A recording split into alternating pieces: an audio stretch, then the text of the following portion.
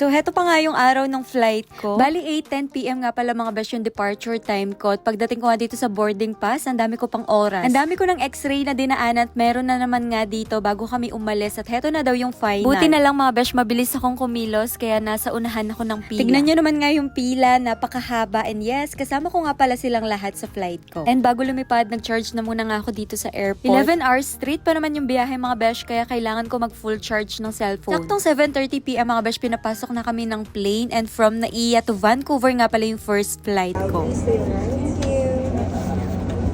Hello, good evening. Good evening.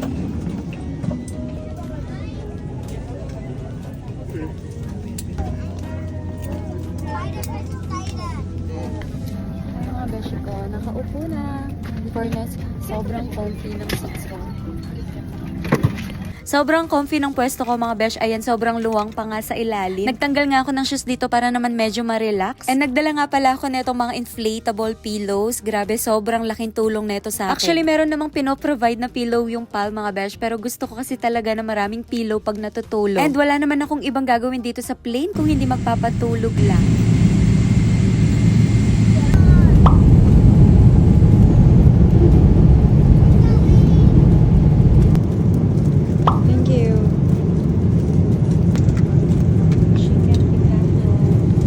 First time ko mag-CR sa plane at in fairness sa PAL, kompleto yung gamit niya. And kung tissue lang naman yung pinag-uusapan mga besh, grabe, napakadaming tissue dito sa loob ng CR. Time check mga besh, 3:12 AM na nga pala nung mga oras na to at mahigit na 4 na oras pa yung hinihintay ko bago makarating sa Vancouver, Canada. So second meal na pala namin to mga besh. In fairness, ang sasarap ng mga nakain ko sa plane. So fast forward ko na, finally nakarating na rin ako sa Vancouver, Canada after 11 hours flight. Hindi masyado malamig sa Vancouver mga besh, kaya pa ng katawan ko, kaya hindi naman ako nagdoble ng jacket. Pagdating ko dito sa Vancouver Airport, ayan, tumawag na nga agad ang aking habibi. Tapos kinuha ko naman yung mga baggage ko and nag-check-in ulit ako ng baggage. 6 na oras ako naghintay dito sa Vancouver. Marami akong time kaya kinamusta ko muna yung family ko at ayan, nag-iiyakan na naman. Meron pa akong nakilalang bagong kaibigan dito sa Vancouver and nakakatuwa dahil pare-pareho kami ng pathway. Nandito din sa Canada yung mga asawa nila, kaya ayun, nagkasundo-sundo ang mga tita. Pa Edmonton nga din sila mga besh, kaya nakasama ko sila hanggang dito sa last flight ko.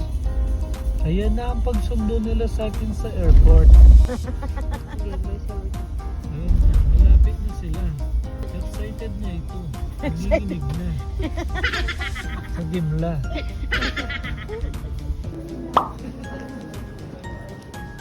Gel.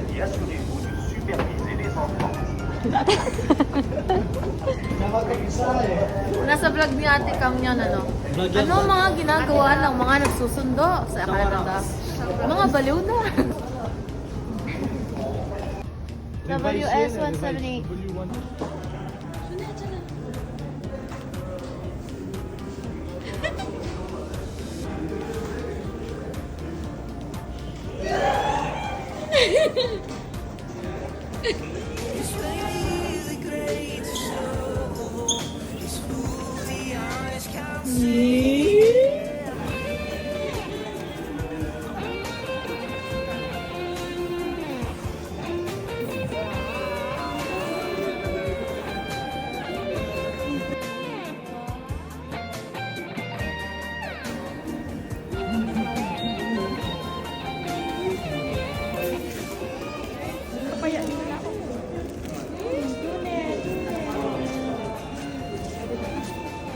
Happy?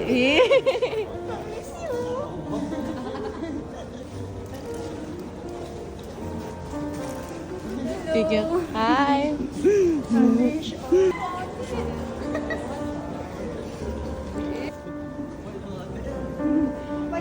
Hira, tiya. Sana all. Sulit may isang gramo. Alam mo yung ano? Tawagan mo sila. What can you advise to her as a earlier Before ka Canadian lumabas, than itaas her? mo yun. Itaas mo. Before ka lumabas. Ay, kasi mababasa. Okay. Anong pindahin mo na?